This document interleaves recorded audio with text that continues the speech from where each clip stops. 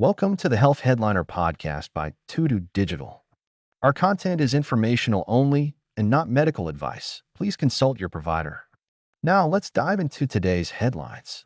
All right, so imagine a world where new variants of a virus, they pop up, but they don't really freak everybody out. What if we had a way to kind of stay ahead of the curve no matter what the virus throws at us, That'd be nice, wouldn't it? right? And you actually sent over some fascinating research that's looking into this.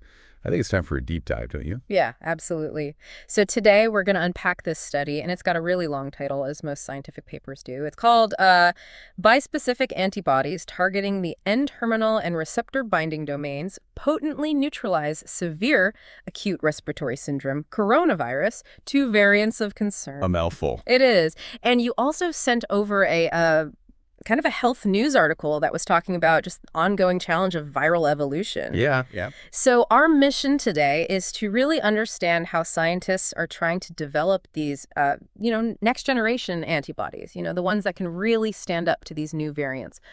Right, because as we all know by now, this virus, severe acute respiratory syndrome coronavirus 2, the one that causes coronavirus disease 2019, it just loved to mutate. Oh, it does. It's a master of disguise, isn't it? Yeah, constantly changing its look, throwing out these new variants of concern. And the problem is, the treatments that we have, especially some of those that rely on antibodies, they start to become less effective against these new variants. Yeah, it's a real challenge. Yeah. I always think of it kind of like a lock and key, right? Mm-hmm. The virus changes the shape of its key, and suddenly our old antibody key just doesn't fit anymore. Yeah, it's a great analogy. And so this virus uses this spike protein on its surface to get into our cells. Right. And the spike protein has different parts to it. And a lot of times antibodies target a very specific area of that spike protein, the receptor-binding domain. Right. But, we saw with Omicron and its subvariants that there was significant resistance to many of the antibodies that we were using. Yeah, a lot of those antibody treatments actually ended up being pulled from the market. Exactly. And, as of October 2024, I think there was only one antibody therapy that still had that emergency use authorization here in the U.S. Yeah, pemivibart. And that was really mostly for pre-exposure prophylaxis, to prevent infection before exposure. Right. So that just kind of highlights the need for new approaches. I mean, we can't keep playing catch up with this virus forever. Exactly. And that's what makes this study we're looking at so interesting. They're exploring whole new strategy using what are called bispecific antibodies. Bispecific antibodies. Okay, so instead of a regular antibody that's designed to go after one specific target, these are engineered, right, to be able to bind to two different targets. Two different targets simultaneously, exactly. Right. Okay. So in this particular study, the researchers, they focused on two very specific areas on that severe acute respiratory syndrome coronavirus 2 spike protein. One is called the amino-terminal domain, and the other one is that receptor-binding domain that we were just talking about. So one familiar, one maybe a little less familiar to folks. Right. But the thinking is that by going after two different spots, it's going to be a lot harder for that virus to escape, even if it mutates in one of those areas. Exactly. So it's kind of like having a clamp with two grips, right? Okay. If the virus manages to wiggle free from one of those grips, the other one's still holding on. That's a great analogy. So that's the basic idea behind bispecific antibodies. So how do they go about actually testing this idea out? Well, the researchers started by examining these monoclonal antibodies. These are antibodies that were actually previously isolated from individuals who had recovered from coronavirus disease 2019. Okay, so they already had kind of a library of these antibodies to work with. Right, exactly. And what they were looking for was antibodies that showed some activity against, these emerging variants of concern. Okay, so antibodies that were showing some promise, some effectiveness against these new versions of the virus. Right. And one antibody in particular really stood out. It's called C.96. And this antibody targets that amino-terminal domain that we were talking about. Okay. And it was really interesting because it seemed to be able to bind to a really broad range of variants of concern. So this was kind of their star player in the antibody lineup. Exactly. The one that seemed to have this sort of broad effectiveness. Right. And to really understand how this broad effectiveness worked, They used a really powerful imaging technique called cryo-electron microscopy. Cryo-electron microscopy, that sounds pretty high-tech. It is. It allows them to see in really incredible detail exactly where this antibody was binding to the virus. So it's kind of like getting a close-up view of that lock and key interaction, right? Exactly. Just seeing how they fit together. And what they found was that this antibody, C1596, it was recognizing a unique spot on that amino terminal domain, a spot that was actually different from another well-known vulnerable area on the virus. So it wasn't going for the obvious target. It was finding a different way in. Exactly. And that could actually explain why it's so effective against so many variants, because the virus hasn't faced as much pressure to mutate in that particular area. It's like finding an unguarded entrance to the castle. Right, exactly. It's not the main gate that everybody's trying to defend. Right. So they've got the C1596 antibody. It's showing a lot of promise in terms of binding broadly to these different variants. What do they do next? So because C1596 showed this really promising broad binding, they designed a series of bispecific antibodies. These are called CoV-2 burns. CoV-2 burns, okay. And these antibodies were designed to kind of combine that amino terminal domain specificity of C1596 with specificity for the receptor binding domain. So they're taking that broad binding ability of C1596 and combining it with the ability to target that more familiar receptor binding domain. Exactly. And out of these bispecific antibodies, they found two, CoV-2-BRN5 and CoV-2-BRN7, that were particularly potent. Okay, so they've got these two new bispecific antibodies, CoV-2-BRN5 and CoV-2-BRN7. That seemed to be the real deal. What do they do to really test them out? So they tested how well these bispecific antibodies could neutralize, a variety of these different Omicron variants. Oh. And you've probably heard of some of these: XBB.1.5, BA.2.86, JN1, kind of the usual suspects. Right. And they did this in, laboratory experiments, and they compared these bispecific antibodies to the original, what we call the parental antibodies. The single target antibodies. The single target antibodies, used alone or even in combination with each other. Okay, so they're really setting up a head-to-head competition here to see how these new antibodies stack up against the old ones. Right. And the results were actually pretty striking. CoV-2-BRN5 and CoV-2-BRN7, they maintain this very strong neutralizing activity against all of the Omicron variants that they tested. So across the board, these new antibodies were able to effectively neutralize these Omicron variants. Right. And this was in stark contrast to those parental antibodies, those original single-target antibodies, which often showed significantly reduced potency against these newer variants. That's huge. It really shows how this two-pronged approach can potentially overcome that resistance that we've been seeing with the earlier antibody treatment. Exactly. It's like they've figured out a way to outmaneuver the virus. Right. So now to really kind of dig into how this C1596 antibody, that's kind of the star of the show here, how it actually neutralizes the virus, the researchers looked into whether it might be preventing that spike protein from binding to the angiotensin-converting enzyme 2 receptor. Okay. So this receptor is basically the main doorway that the virus uses to get into our cells. Right. So it's kind of like the doorknob the virus grabs onto. Oh, exactly. And they wanted to know, is C1596 blocking that doorknob? Is it preventing the virus from even grabbing hold? Right. So the question was, is it directly blocking that interaction? Right. And interestingly enough, it didn't seem to be working that way. Oh, interesting. So it's neutralizing the virus, but it's not doing it by simply blocking that initial attachment point. Exactly. So it must be doing something else. Right. So it suggests that this antibody is actually neutralizing the virus through a different mechanism. And further investigations, they revealed that C1596, it actually requires the receptor binding domains of the spike protein to be in what they call an up configuration to bind effectively. An up configuration. Okay, so it's almost like the spike protein. It has these parts that can kind of flip up or down. Right. And this C1596 antibody, it needs certain parts to be flipped up in a certain way for it to really get a good grip. Exactly. It seems to have these contact points with, not just the amino terminal domain and the receptor binding domain, but also another part of the spike protein called subdomain 1. Okay, so multiple points of contact it's really latching on. Right. And they also found that a specific sugar molecule on that amino terminal domain, it seems to be really important for this interaction. It's called the N234 glycan. And this sugar molecule, it might actually be playing a role in helping to keep those receptor binding domains in that up state, that configuration that the antibody needs to bind effectively. So it's almost like this antibody, it latches onto one area. Yeah. And by doing so, it either makes it easier to latch onto another area, or it traps the virus in a particular position that makes it more vulnerable. That's a great way to put it. Yeah. So to really see how well one of these bispecific antibodies worked in a living organism, they tested CoV2-BRN5 in these mice that had been specifically engineered to be susceptible to severe acute respiratory syndrome coronavirus 2 infection. These are called K18HACE2 mice. So these mice are kind of stand-ins for humans in this experiment, right? They've Yep. been modified to be vulnerable to the virus. Right.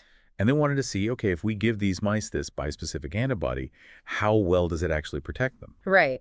So they tested it in a couple of different ways. First, they gave the antibody as a preventative measure before the mice were exposed to the XBB.1.5 variant. Okay. And what they found was that it significantly reduced the amount of virus in the mice's lungs. Okay, that's good. Like a 1,500-fold reduction compared to mice that weren't given the antibody. That's huge. So it's really effective at preventing the virus from taking hold in the first place. It is. However, when they gave the antibody as a treatment after the mice had already been infected, the reduction in viral load was not statistically significant at the dose they tested. Oh, interesting. So it might be more effective at preventing the infection from getting started than at clearing it once it's already established. Right, exactly. So the timing of when these antibodies are administered might be really crucial. That's a really important point. I mean, preventing infection is great, but we also need effective treatments for those who do get sick. So now, I'm really curious.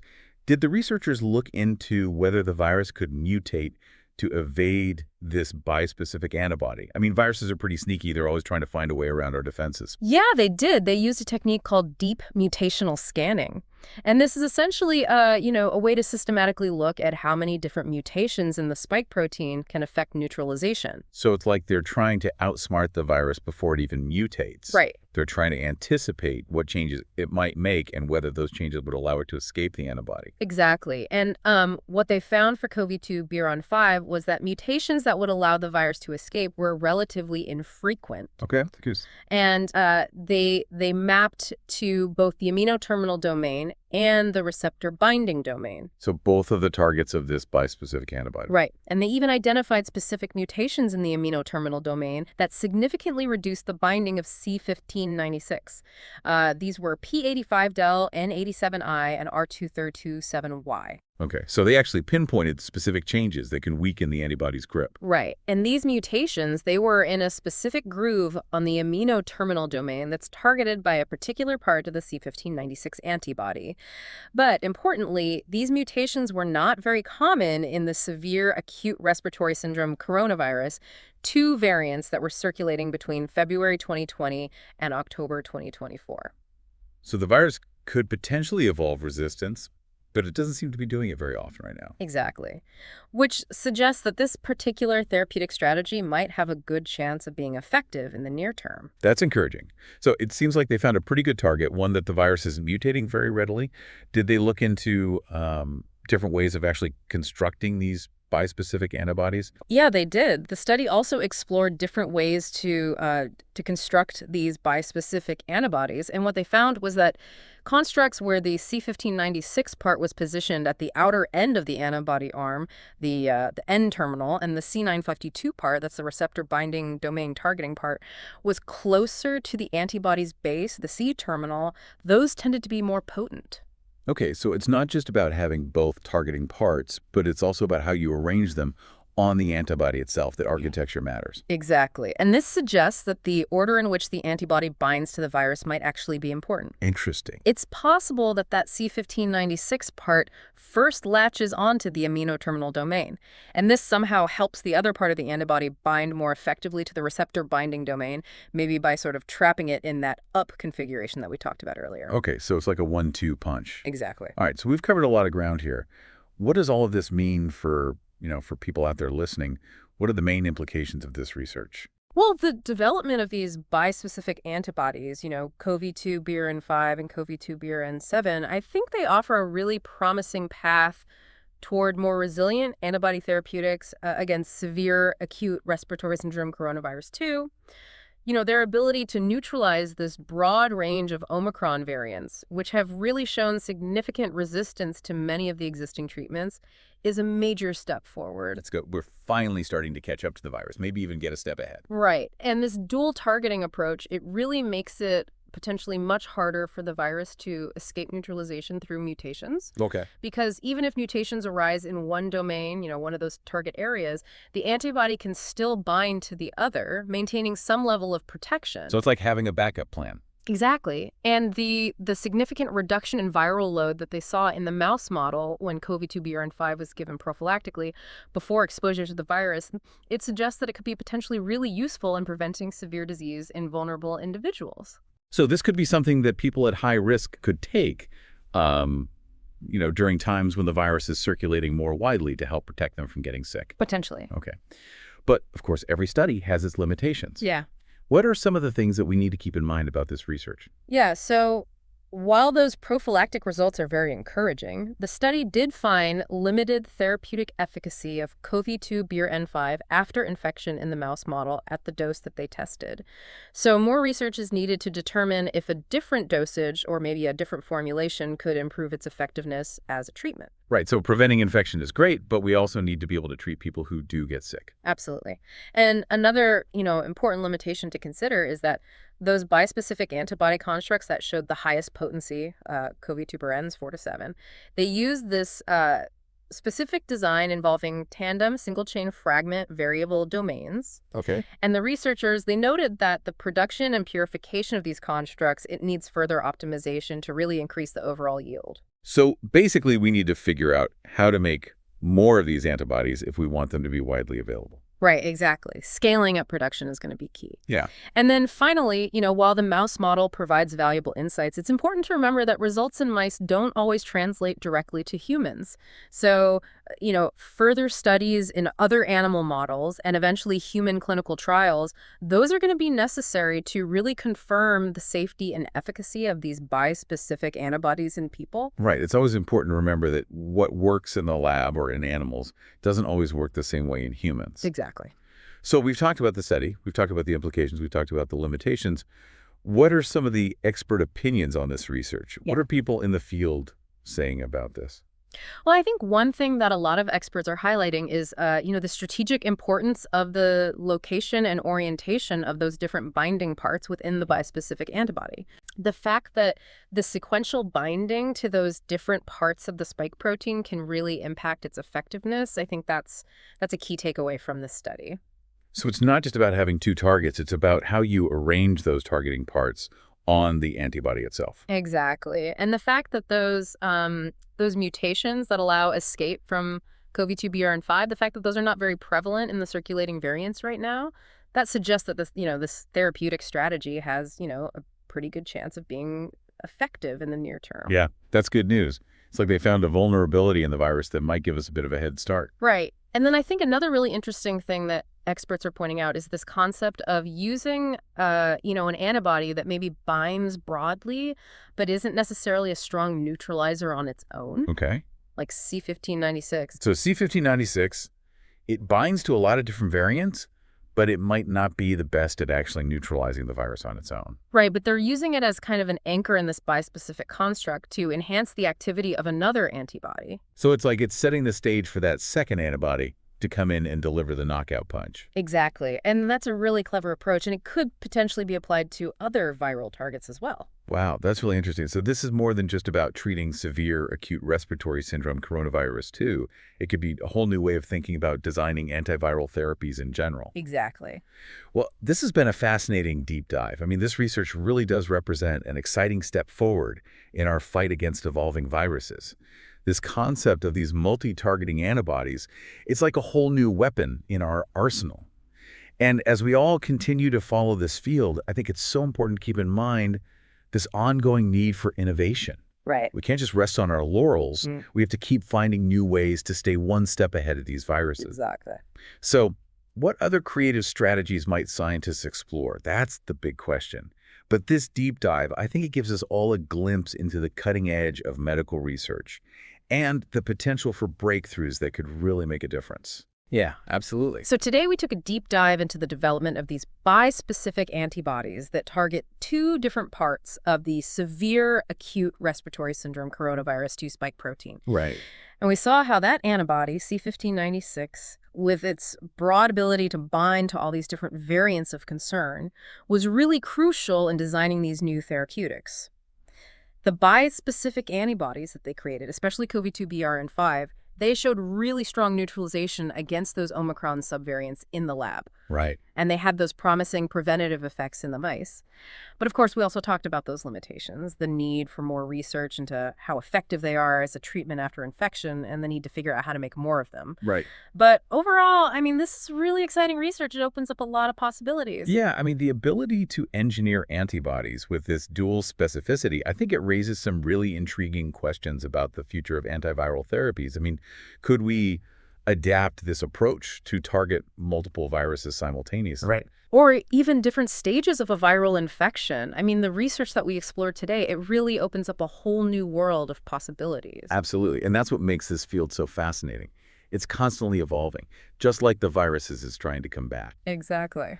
Well, on that note, I think we've reached the end of our deep dive for today. Thanks for joining me. It's always a pleasure to chat with you. It's been a pleasure. And for everyone listening, thanks for tuning in. We'll be back soon with another deep dive into the world of science and health. Until then, stay curious. Thanks for tuning in to the Health Headliner podcast by To Digital. Like and subscribe for more health news and breakthroughs. Stay healthy and informed. See you next time.